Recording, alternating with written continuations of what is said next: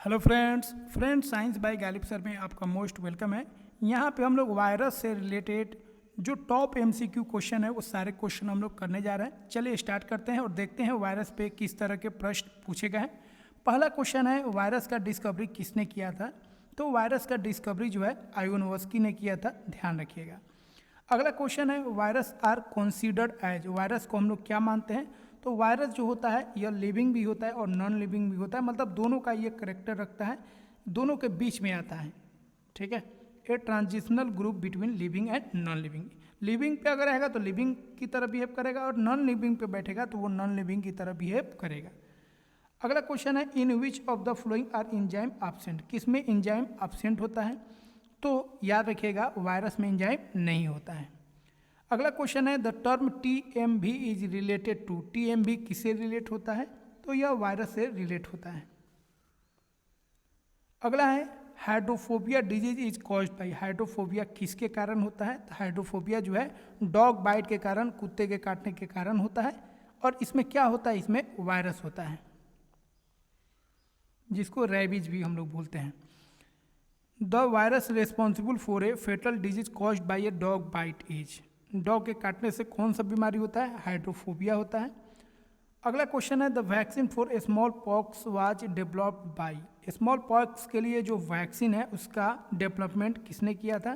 तो उसको किसने बनाया था? एडवर्ड जेनर ने बनाया था।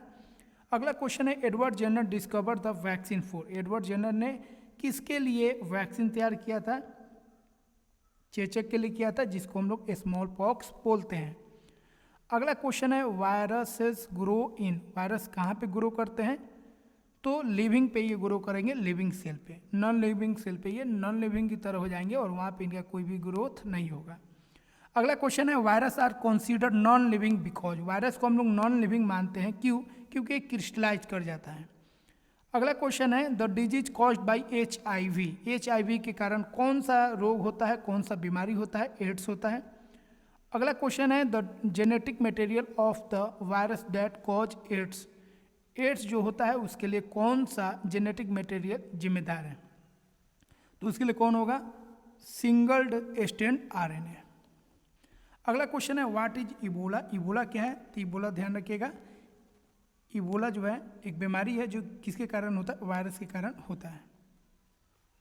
अगला क्वेश्चन है, एड्स स्प्रेड थ्रू, एड्स जो होता है किसके थ्रू स्प्रेड करता है, फैलता है?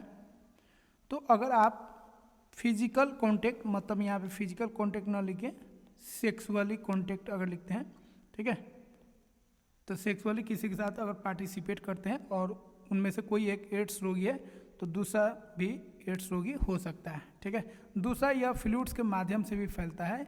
अगर कोई एड्स रोगी है उसका फ्लूइड जो है, जैसे ब्लड हो गया, अगर दूसरे में ट्रांसमिट कर दिया जाता है तो वो भी एड्स रोगी हो जाएगा। अगला क्वेश्चन है, what does a virus contain, virus में क्या होता है? तो वायरस में न्यूक्लिक एसिड और प्रोटीन होता है। अगला क्वेश्चन है, सार्स क्या है? What is SARS? तो सार्स जो है यह क्या है? वायरस बॉर्न डिजीज, विषाणु जनित रोग है। अगला क्वेश्चन है, मिजल्स क्या है? Measles is caused by, measles किसके द्वारा होता है? मिजल्स एक बीमारी है जिसको हिंदी में खसरा बोलते हैं। ये किसके कारण होता है? वायरस के कारण होता है। अगला क्वेश्चन है, विच of the flowing disease is caused by A virus, virus के कारण कौन सा इसमें डिजीज होगा? तो स्मॉल पॉक्स। ठीक है, अगला क्वेश्चन है, the foot and mouth disease in animal is caused by, animal में जो फुट और माउथ जो डिजीज है वो किसके कारण होता है? वायरस के कारण होता है। अगला क्वेश्चन है, the casual agent for mosaic disease in potato is, potato में जो मोजैक रोग होता है उसका कारण कौन है? उसका रोग, तो उसका कारण है वायरस। फ्रेंड्स, आई होप यह वीडियो आपको अच्छा लगा होगा।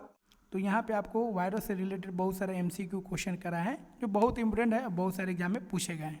फ्रेंड्स, वीडियो को लाइक करें और चैनल को सब्सक्राइब करें।